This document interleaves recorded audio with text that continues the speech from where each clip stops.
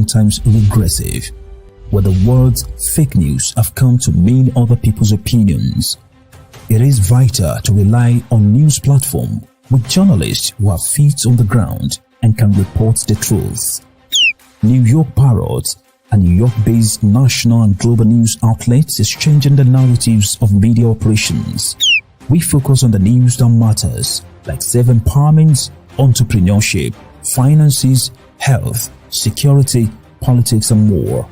We strive to curb violence, racial and economic discrimination, and to promote peace and socio-economic development of multiculturally diverse world. As we give voice to the people, we also give your business a voice and make it heard. Get your products and services off the ground by advertising on our fast-growing platform. With so much of daily visits to New York Parrot, you can't afford to be invisible to prospective clients on the website they trust the most. Our posts reach millions of people across the New York State and around the world. Advertising on our news site will unlock an audience of thousands of potential customers on your doorstep. New York Parrot is born to prosperously speak tomorrow for the voiceless.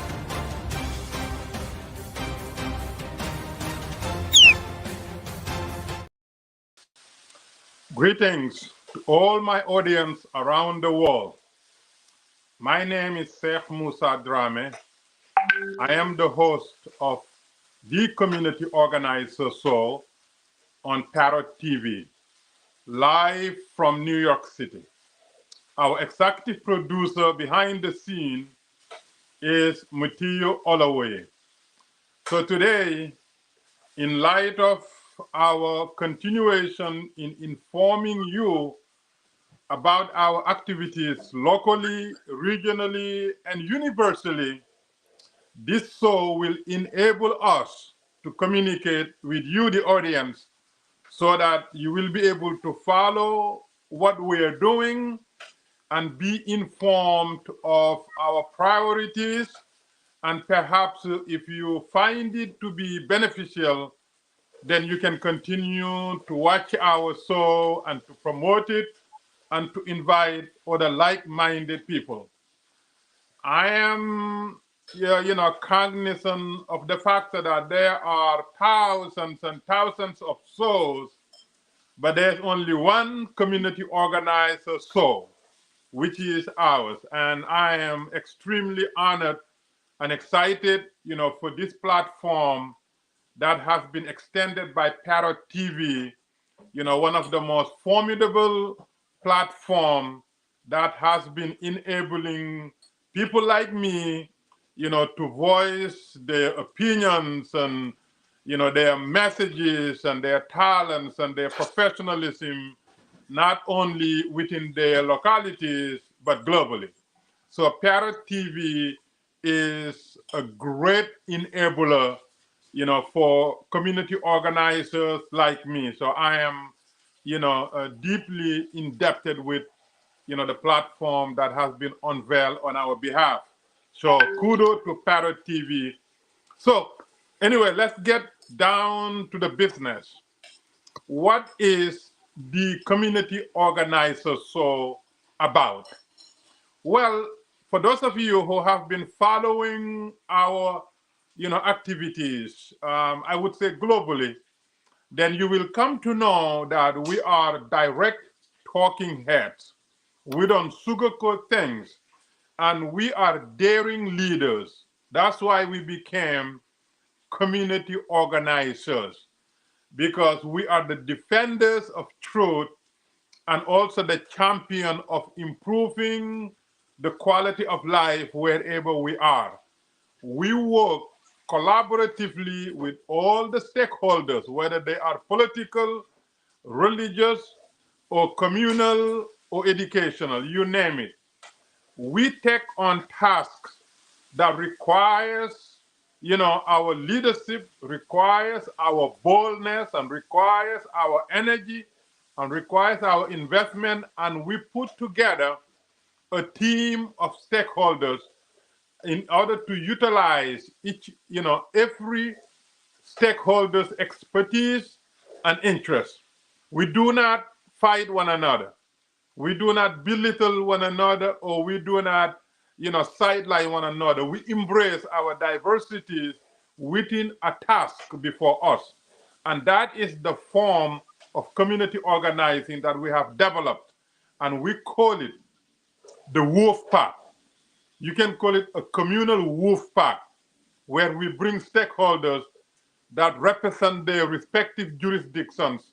And at the end, we complete the task successfully without wasting time, without bickering with one another, or without undermining each other's expertise and abilities.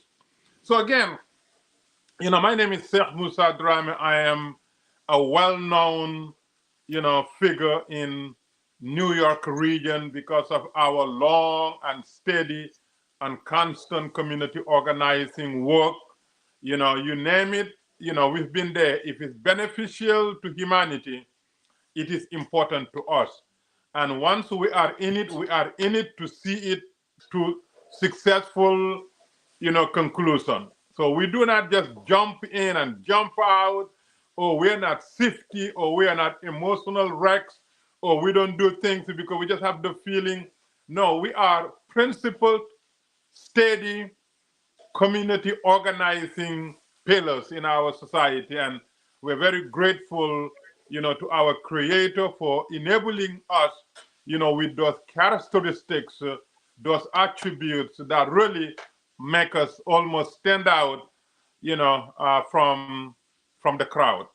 So today, Sunday in March, but most importantly, during Ramadan, Muslims all over the world are either fasting or tending to those who are fasting in their localities, meaning in their homes and communities, whether they're spouses or parents or siblings or colleagues and classmates and roommates.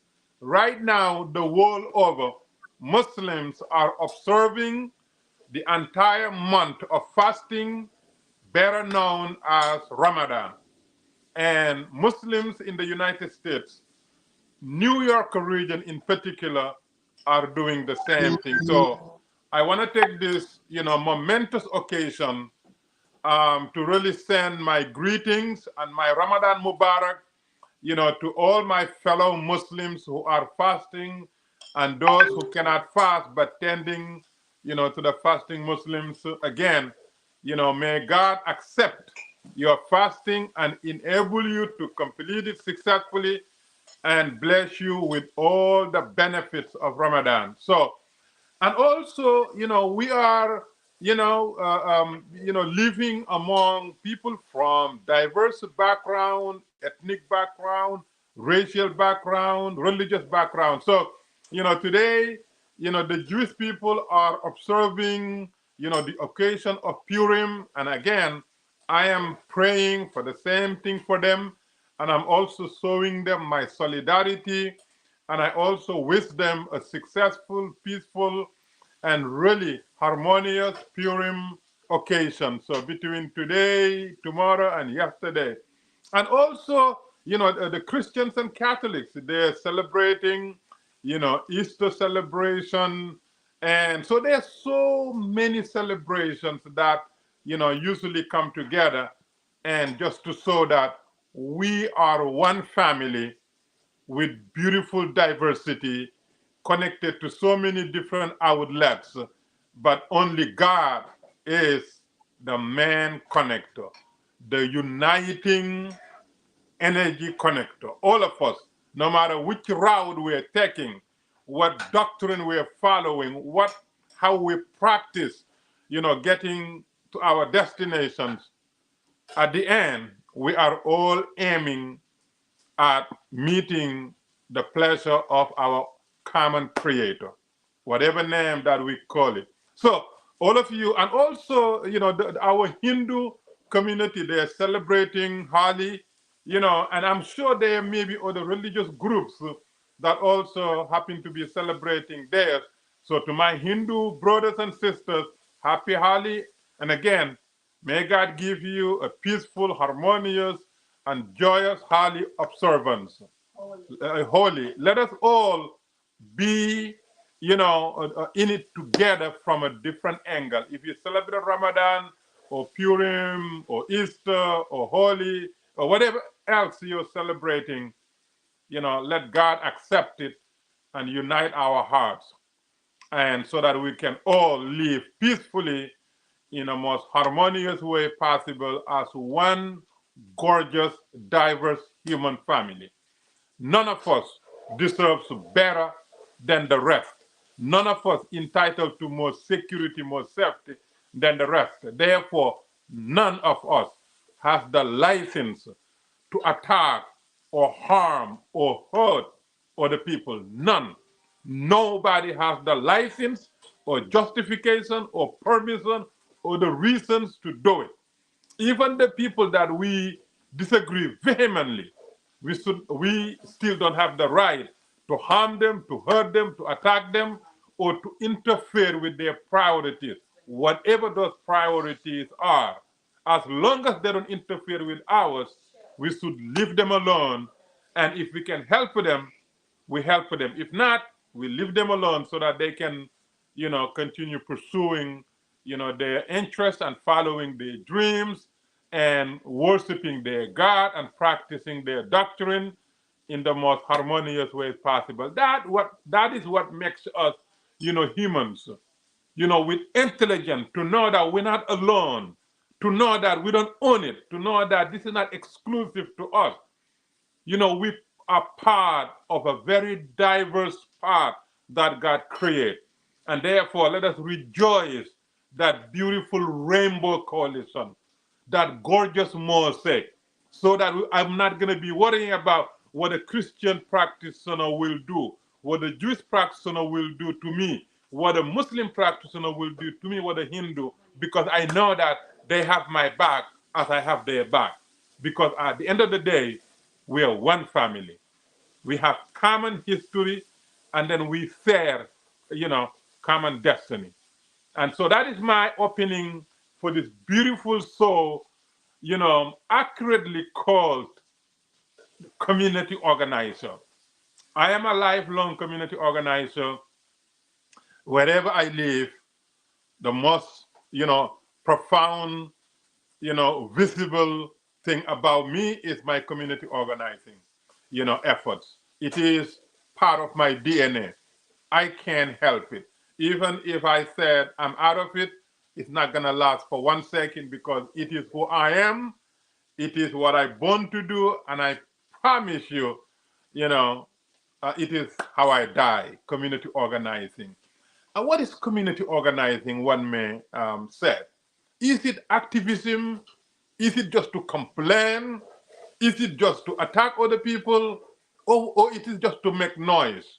Well, I would say all of the above. All of the above, but plus. We attack where injustice is taking place. We attack those who are unjust so that we can bring justice to those who are entitled to justice. We make noise where noises need to be made, because the silence majority usually allows and gives license to a minority troublemakers, hate mongers, violent individuals, divider, people who create chaos and confusion. They're able to do it, even though their numbers are usually small, but because the majority of the people around them are silent. And that's why community organizers, we make noise, a lot of noises, so that when injustice is taking place, we make noise about it. Some of it we can fix it with our hands. Others we make noise so that other people join so that we can fix it. And in other cases where we make noise, we cannot fix it. We try our best, we cannot fix it. Then let the world know that we condemn it to the strongest term. That means we're not part of it. We cannot fix it, but you cannot count us in it, because we're not part of injustice. And that is, part of the community organized. Do we attack, problems? Every single second. Because problems, if not attacked, immediately, fester on and affect everybody. That's why sometimes when there's a small, incremental growth of either dissension or division or hatred, you better stop it now. Otherwise, it'll, engulf the entire community and sometimes the entire nation. And we've seen time and time again, a small communal dispute becomes a national headache. And what becomes national headache could easily become a global headache. So the community organizers do every single thing possible to improve the quality of life in their localities and to empower their neighbors and to build bridges and to work on public safety and to work on what benefits the society and to eliminate what hurts the society, whether we're dealing with juvenile issues or family issues or senior issues or economic development or again public safety or public health or good schools, whatever it is, we just advocate for that which is beneficial, mutually, and then we also work on preventing that which could be harmful, to people and to society. So let me briefly walk you through some of my, activism, especially since I came to the United States a long time ago, over 3 decades ago. When I first came, obviously I did not speak a single word of English, but as a community organizer, sometimes you don't even have to understand the language. Your attitude is more powerful and more profound. So, when I got here, I found out that the African immigrants who were having difficulties securing apartments. And I said, how come other people are getting apartments and my people have difficulties getting apartments? Well, to make the long story short, I was told that if you want to fight that, you got to go to the real estate offices because they're the one, who provide apartments and homes and whatever. And I said, what is real estate? So they describe what it is.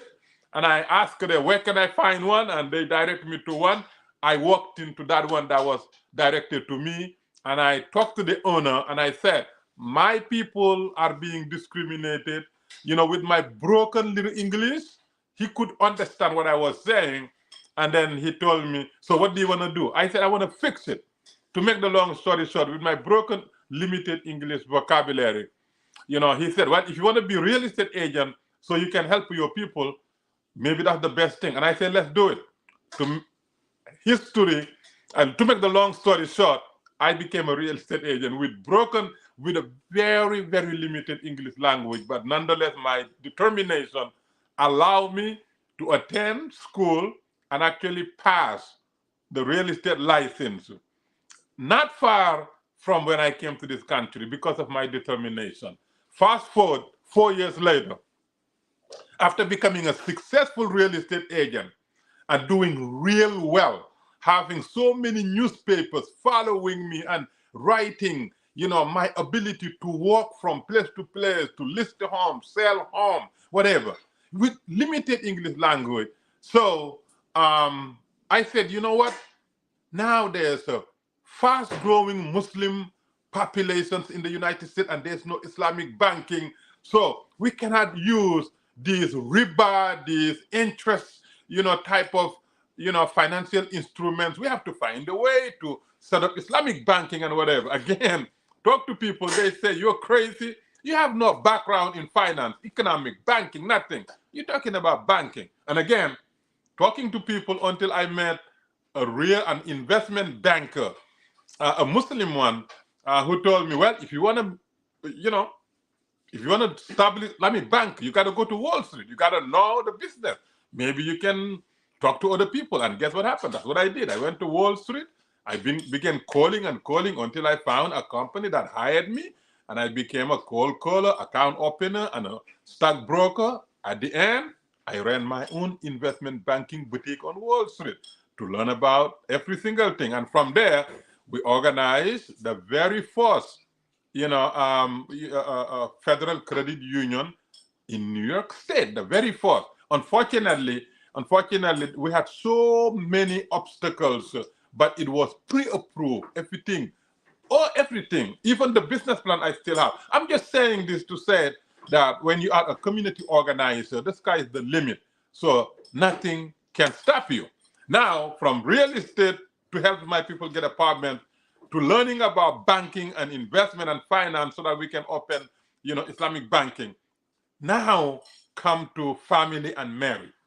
In the 90s, we got married and we decided that, since we're Muslims and we're concerned about public schools and other schools that may not have the curriculum and the environment that is suitable for raising, righteous, faithful, Muslim New Yorkers, Muslim children in New York. What can we do? Well, we got to set up our school so that, when we have children, they will have Islamic school to go to, so that not only would they get their academic needs and requirements, but they will be in an environment that is Islamic, a curriculum that is Islamic, and teachers most likely who are Muslim, so that they will spend their entire time, their entire school time, around their faith, around Muslims. And that's what we did. Came to the Bronx, work with other people. We bought a building and then fixed the building, open a school. First full-time, fully accredited Muslim school in the Bronx. You know what? K to 12. Our children, the moment they were ready for pre-K, they started in our school. They graduated with honor out of our school. High school diploma from our school. I'm just saying this not to put myself in any higher degree, but just to show you what community organizing is. Because some people may think you make noise and then nothing happens. No, you get things done. So we actually established the very first accredited Islamic school in the Bronx because we are community organizers. So at least I'm just inspiring you so that when you're thinking of joining, community organizing efforts, you'll know the type of personality and the type of energy and the type of leadership and the type of commitment that is required. It's not just to talk and complain and talk and complain and blame. No, you actually get your hands dirty. And you have to be bold, have to be courageous, and you have to always study about your surroundings and study why things are happening. If they're injustice, why? If they're not economic development, why? If the schools are failing, why? If neighborhoods are fighting, why? If they're extremism, why? If there are high levels of poverty, why? If there are high levels of disease, why? And then the more you know, then the more you could be very effective tool in making change. But you cannot be an effective community organizer unless you grasp, the issues, pros and cons that you're dealing with. Because knowledge empowers you, and knowledge emboldens you, and knowledge makes you a daring change maker. Because you know for certain that this is what needs to be done, and this is how to get it done. And that is why community organizers always increase, their understanding of the issues, the history of the issue, the current issue, and the perspective of how they may be, manifested later on. If there's small percolating problems, if we don't take care of it now, how big of a headache would it be in a month, a year, whatever, and how wide of a scope the problem, will cover. All these things. So, community organize, because, when you are a doctor, you are a medical doctor. You go and then you do what doctors do. If you are a teacher, you are a teacher. You go to, the educational institution to impart knowledge. That's your job. If you're a lawyer, you are a lawyer. You practice law. But when you are a community organizer, you are everything. You are brothers, sisters, mothers, parents, teacher, doctor, lawyer, even though you have no ideas about anything, but you do everything. If there's a hospital that has a high level of malpractice lawsuits or high level of deaths from certain things, you say, wait a minute, let's go find out why this hospital is different from the rest. Now, you're not a doctor, you're not a lawyer, but because there are reports, that consistently show this hospital is a dangerous hospital with unprofessional staff, then community organizers will go to that hospital and demand change. if there's a law firm that, deals with fraudulent law suit filers, I mean, there are people that file for anything falsely because some of them, they're lazy and they want to make money out of nothing. Some of them, they just want to abuse the system because whatever. And then we got to say, wait a minute, you got to be ethical. You got to practice, with some type of morality. You cannot just file every fraudulent lawsuit, even though you have no background in law, but you know that this is not right. So then you attack it. So I'm just giving you, if there's a, chronic low achieving schools in the community, you say, wait a minute, why this particular school is producing high levels of low achievers? What differentiates this particular school from the high achieving schools? Let's find out. And then you find out. If the elected officials who are not, competent in delivering constituent services, you say, wait a minute, why my elected officials are not competent versus the other neighborhood, stuff like that. So I'm just giving you, an overall of, the limitless, borderless, activities of community organizers. And I've been doing the same thing. So now, our latest project, in our community organizing, because we have been very consistent in our peace building and public safety. This is one thing that we have never, no matter which task we take on, public safety and peace building have always been consistent in our efforts, because we cannot be sitting ducks in our neighborhoods, allowing criminals, allowing extremists, allowing terrorists, allowing bad people,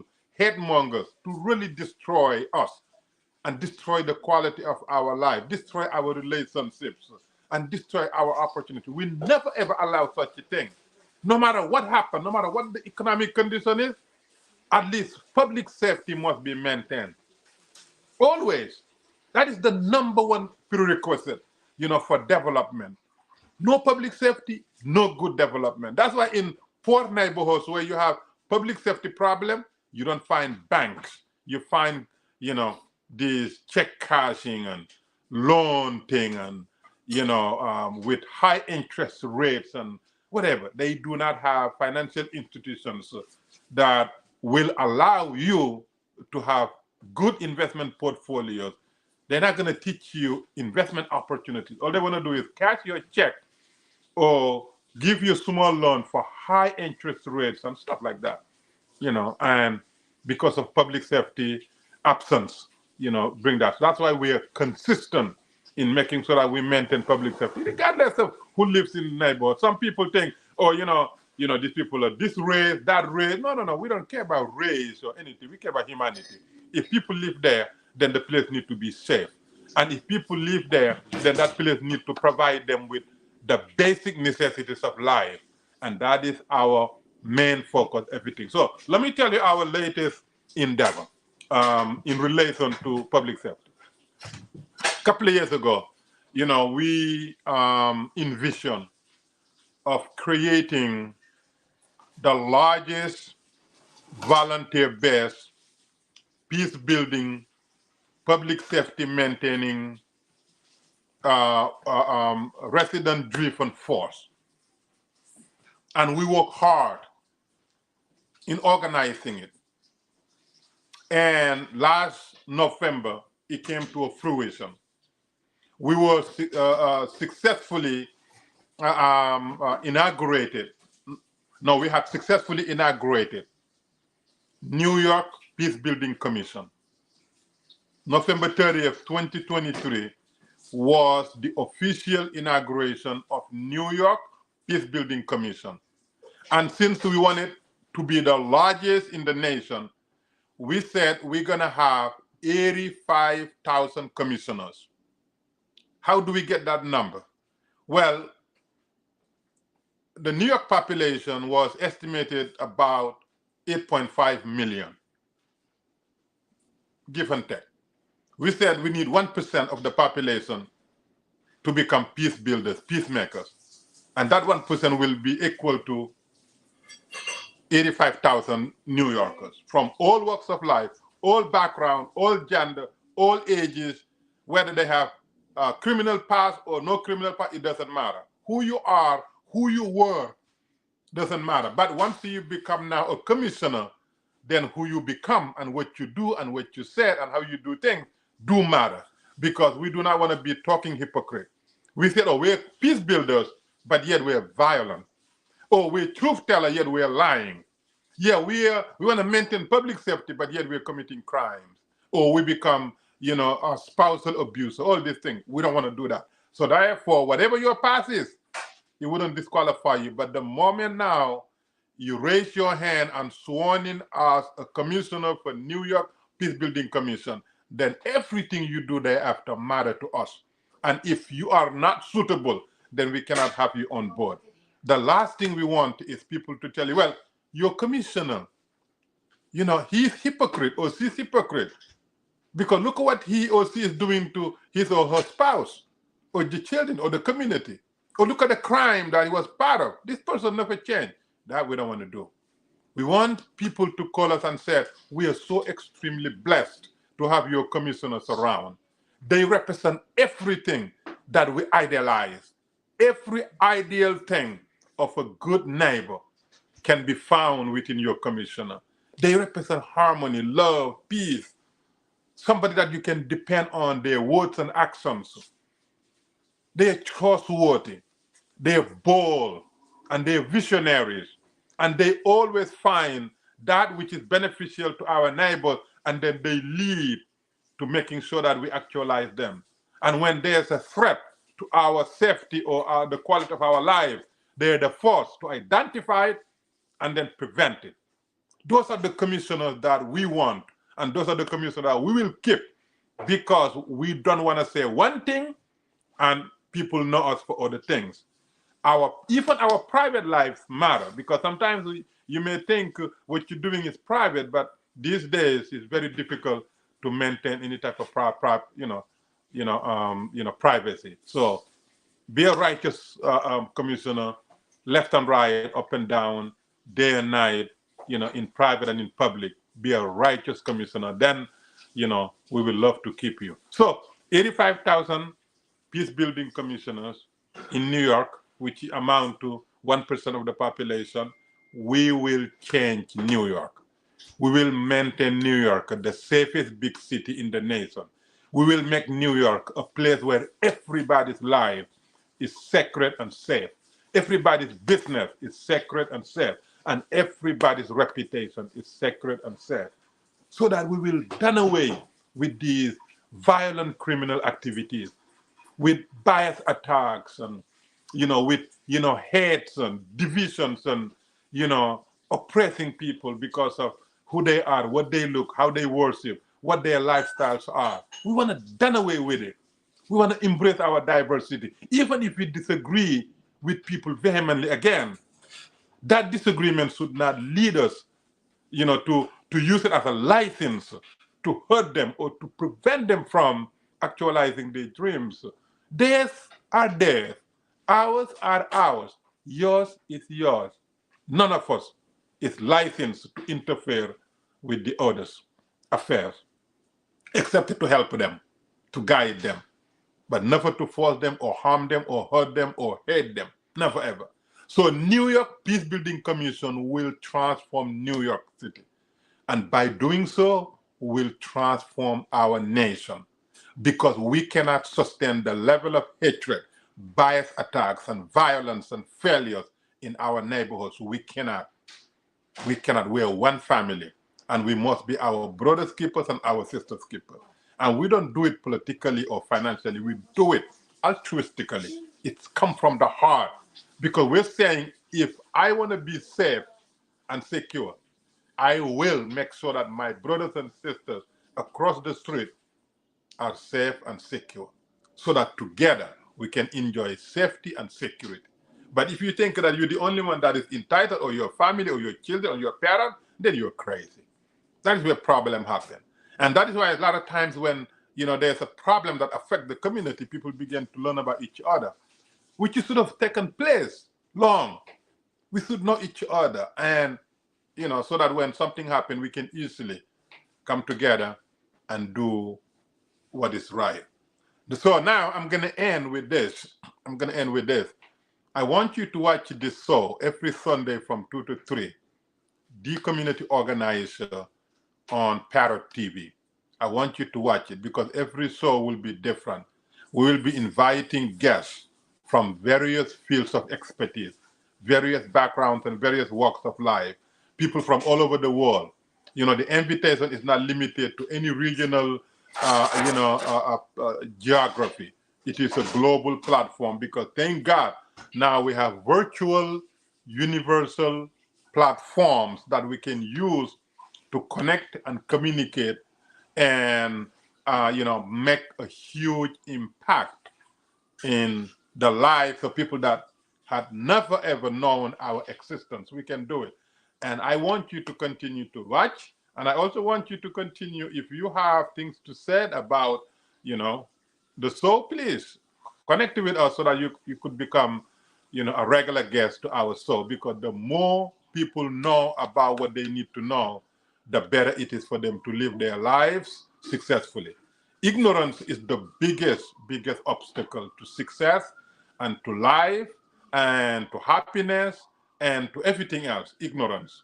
Even people who are hurting other people, no matter how much they think they know, it is done out of ignorance. Why? Because they don't want to be hurt themselves. They don't want their families to be hurt. Every bad thing that they want to do to others, they do not want to do it to themselves. That is ignorance. That's more than hypocrisy. That's ignorance. But if you said, you know what, if I don't want to be hurt, why would I hurt other people? Because if I hurt other people, somebody else also will hurt me. Because whatever goes around comes around. So I want you to be a regular participant, a regular viewer, regular follower, regular member to this show. This show will be different, as we are different in most cases. So I just want you to know that. So you can, to know more about the show, you can call us on WhatsApp, which is free on WhatsApp, 718-892-5555. Again, only on WhatsApp so that you will not pay or we will not pay. It will be free and it will be global. WhatsApp number is 718-892-5555. Any question about the show, the producer and the host, and whether you want to be a guest or comment, give us a call. And we will make sure that your call or your calls are replied to, and whatever question you raise will be answered. And if there are issues that you want us to address, we'll address them. If we agreed on things, we'll do it together. If we disagree with you, we'll tell you our views and positions, and then that's it. That's how things work. Democracy. We want different views and different opinions, but we do everything professionally and lovingly. Our differences of views and opinions and positions should never lead us to animosity or to canceling each other's, dignity or respect, or the rights to be left alone. So, but I want to end with this. By the way, our email is thecommunityorganizer@gmail.com. thecommunityorganizer@gmail.com. That's our email. But let me end with this. As I was saying, some of the things that, we have been embarking on. So after 9/11, all of you who are older than 30 years, then you can testify to how the world has changed since 9/11. Just like those of you who are over 40 years old, you can testify to the fact that the internet has changed our world forever and ever and ever. The life before the internet age and the life now is completely different. Same thing with 9/11. 9/11 changed the world. Not New York, not United States, not America, but the world. And after 9/11, as community organizers, we went to work. As Muslim community organizers, we went to work in fixing what was wrong in our community. The radicalization messages being peddled, the extremist views, the divisive, net and everything. And we said, no, we're not going to be part of it. We're community organizers. We'll make sure that there's a platform to channel truth and truthful messages and fair and accurate and balanced media reporting and we created our own Muslim Media Corporation. Muslim Media Corporation was created not to make money, not to be powerful, but to actually fix what was wrong with our Muslim community. If you are peddling falsehood, we want to we want to educate you. If you're hateful, we want to guide you. If you are extremist, we want to show you that is not Islam. And if you're violent, anti everything else, we want to show you the mercy that Allah subhanahu wa ta'ala, commanded our prophet, to embody it. And that was the genesis and the catalyst for the creation of Muslim Media Corporation. Today, Muslim Media Corporation publishes 4 newspapers, 4 successful newspapers, because we are community organizers. So again, if you want to be part of our community organizing effort through the media, we also have that channel for you to be part of it, whether it's freelancer or intern or op-ed writer, whatever, we welcome you. This is a media, with activism. This is a media with activism. Muslim Media Corporation. You can Google it and you will see some of the newspapers that it publishes. And then wherever you are, we're more than happy to welcome you on board. Again, this is a media business, but it's a media business activism to fix what is wrong in our religious community, and also to amplify what is right, which is, I would say, 99% right, 1% wrong, because the extremism, terrorism, whatever, they're very, very small, but because their actions are so heinous, they represent the big chunk of the discourse concerning Muslims. We can't allow that. We cannot allow that.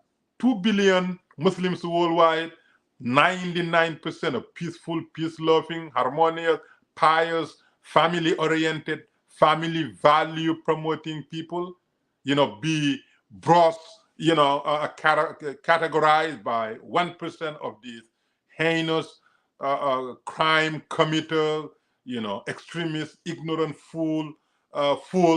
We don't want to do that. That's why Muslim Media Corporation became, widely known and most effective in countering, the erroneous ideological doctrine of these violent extremists. So I just want to pull that to you. So on that vein, after 9/11, in creating a Muslim Media Corporation, now I'm going to end with the latest and perhaps the most prevalent issue facing Muslims and facing the world, which is the issue of Israel and Palestine, or Israelis and Palestinians. In the last several weeks and months, there has been a sustained death and destructions, coming out of the Holy Land. I mean, imagine Holy Land. A Holy Land must be a land that is so holy that every life and every value and every honor and every reputation and every fortune must be so protected, because the Holy Land. But unfortunately, the opposite is true, and we're very angry about it. So we're calling on those who can do something to do something, so that there will be a cessation of conflict. There will be a cessation of death and destruction, and there will be a cessation of animosity and hatred, and there will be finally a permanent establishment of peace and love and harmony and tranquility for both the Israelis and the Palestinians, so that none will face what they're facing now. None deserve to face what they're facing now, so that all of them will live, in peace and safety and security, so that their children will play wherever they want to play in peace and safety, so that nobody will be snapshotting other people. We want the Holy Land to be Holy Land, where lives and fortunes and dignities are protected because of the holiness of the land. This time is not the case, and everybody is saddened by it. And we want the hostages that are being held to be immediately released, unharmed, unquestioned, unconditional. Immediately release the hostages, so that the hostages will go back to their loving families who cannot wait to get them back in their respective homes and places. And immediately after releasing the hostages, we want an immediate ceasefire so that no more attack on either side. We want families in Gaza, in the West Bank, and Israeli families in Jerusalem, in Tel Aviv, in everywhere else, to also live in peace and safety and security, so that they will never be concerned about another group of Palestinian groups attacking them. We want peace and harmony in the Holy Land. We want, the hostages to be released today unharmed, without any condition attached to it, so that the ceasefire can be immediately effected, because we cannot continue to witness such a horrendous betrayal of the sanctity of life by holding people hostage, or by continuing, the death and destruction, taking place in Gaza and other places. Let these hostilities end now. Let the hostages be released. Let the Palestinians be able to survive, and let the Israelis feel safe and secure from harm from their neighbors. That is my message in Ramadan. That is my message in Purim, and that is my message, during Easter, during Holi. With all these religious holidays and observances together, I want to use them to say the Holy Land must be a holy land. And a holy land should not be a place where people lose their lives and their livelihood and their respect and dignity and honor and future and their children. A holy land should not be a land where hostages are held against their will, where Gazans cannot survive because of, a relentless bombing. We cannot have that as a holy land. Call it a death land. If you want to keep the holy land, then you got to make it holy. If you want to change it, then call it the death and destruction land, hateful land, miserable land. But if we're going to keep holy land, then it has to be a holy land. That is my message. And this is the fact. So with that being said, let us continue to unite. Let us continue to uplift each other. And let us continue to love one another. And let us continue to be each other's brothers and sisters keepers. The world is ours to enjoy. But we cannot enjoy it unless we are together for each other's upliftment, safety, and security. And that is the message of this soul, from here onward. We will use every second of this soul to promote love and harmony and peace and tranquility and togetherness, because we are one human family. We're diverse in our opinions and views and positions, how we look, how we worship, how we practice, what we want. But at the end of the day, we are one human family. We have the same blood. We have the same genes. If I need organ donor today, I'm not carrying the race or the gender or the ethnicity or the religiosity. If I need blood transfusion today, those criteria don't matter to me. I just need match. That's it, so I can survive. This is the fact. And this is what is important. Everything else are not important. We just make them important, but they are not. They're not real. So I thank you so much for following the Community Organizer Show on Parrot TV. I want you to continue to watch it every Sunday. If you want to be a guest, again, call us or email us so that we can continue to inform our fellow human beings for that which they need to know to live peaceful, joyous, successful lives. God bless you all. Again, my name is Sheikh Musa Drame. I am your host, and helping me thank our executive producer, Muti Olaway, behind the scene. Thank you, and see you next Sunday at 2 on Parrot TV. In a world where the quality of information available to poorer communities is doctored, tainted, and sometimes regressive, where the words fake news have come to mean other people's opinions, it is vital to rely on news platforms with journalists who have feet on the ground and can report the truth. New York Parrot, a New York-based national and global news outlet, is changing the narratives of media operations. We focus on the news that matters, like self-empowerment, entrepreneurship, finances, health, security, politics, and more. We strive to curb violence, racial and economic discrimination, and to promote peace and socio-economic development of multiculturally diverse world. As we give voice to the people, we also give your business a voice and make it heard. Get your products and services off the ground by advertising on our fast-growing platform.